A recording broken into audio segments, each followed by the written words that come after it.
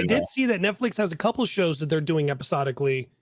A lot of their reality shows they do episodically, but nobody watches them is the thing. You know what I mean? So it's just like I do. They're trash, but they have been my guilty pleasure since 2020. Okay. Okay. Real question. Everyone's guilty pleasure show that they refuse to tell people they watch. What is it? Why would I tell you? I'll tell you. I'll tell you mine. I'll tell you mine if you tell me yours. Go ahead. I'll tell you. Go ahead. Tell. Oh, I mean, mine, I would just say, is crappy Netflix reality shows. Like, I genuinely did just watch the latest season of Selling Sunset, and at this point, that show is just fucking ridiculous. They don't even sell houses anymore. They really don't. It's like Black Ink, right? Like, there's never any tattoos going on. It's just bullshit. Yeah, it's just it's to the point I'm like, why am I even watching this anymore?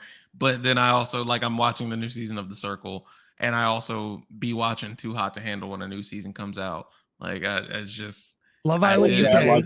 I like The Circle. I think that one is worthy of being liked. Like, that show's pretty interesting.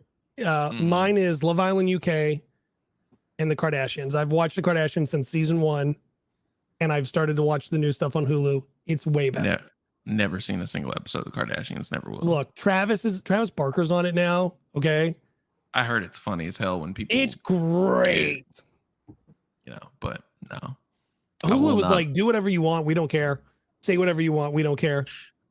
I love how it was marketed to be coming out on Disney Plus, and then it ended up on Hulu. Like, when I first saw stuff, it was like Disney Plus UK was what it was going to be on. You know what? Like, not guilty pleasure, but what I started. Well, it came out, I think this week actually. Have you guys ever watched the David Letterman? My next guest doesn't need any introduction.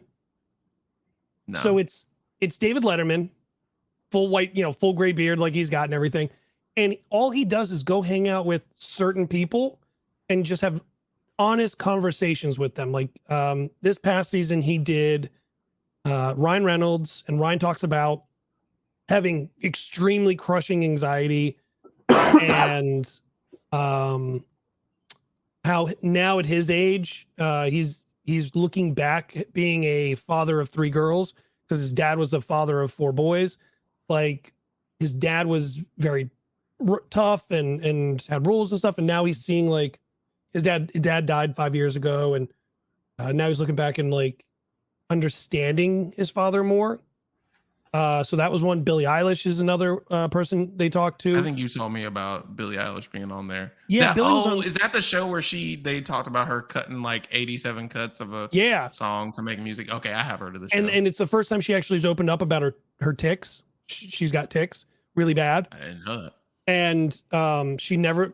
And David asked her like, "What was that?" And she's like, "Oh, I have tics. I've got these issues." And he's like, "Well, set it off." She's like, "Just the lights."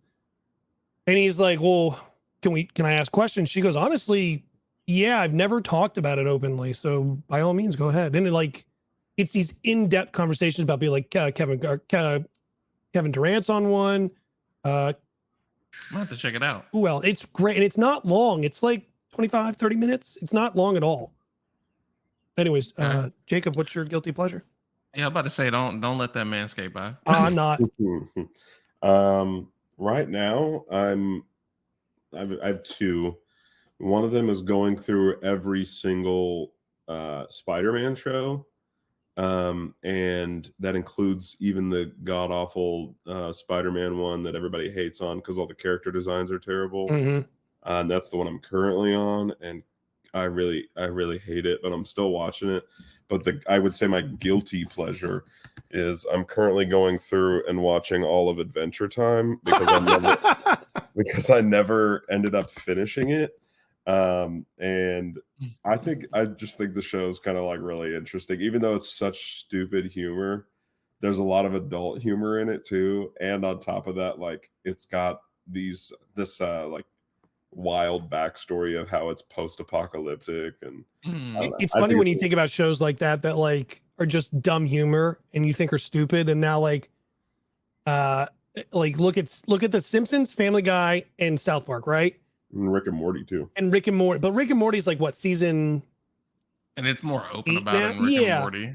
But like Simpsons, Family Guy, and South Park, they're on season like 30 or whatever nonsense now. It's just like, at this point, who watches Simpsons? Who watches? I don't even know anybody who watches South Park anymore. Obviously, we all kind of watch Family Guy because it's Family Guy, because it's always on randomly and you have it on and it goes through. But It's kind of weird when you're at the hotel, you know. Yeah, it's like putting SportsCenter on at night to go to bed, and I just put that on instead. Yeah, but it also, this man probably got the itch from playing multiverses. You know, you played Fan a couple Oh times. yeah, too 100%. many.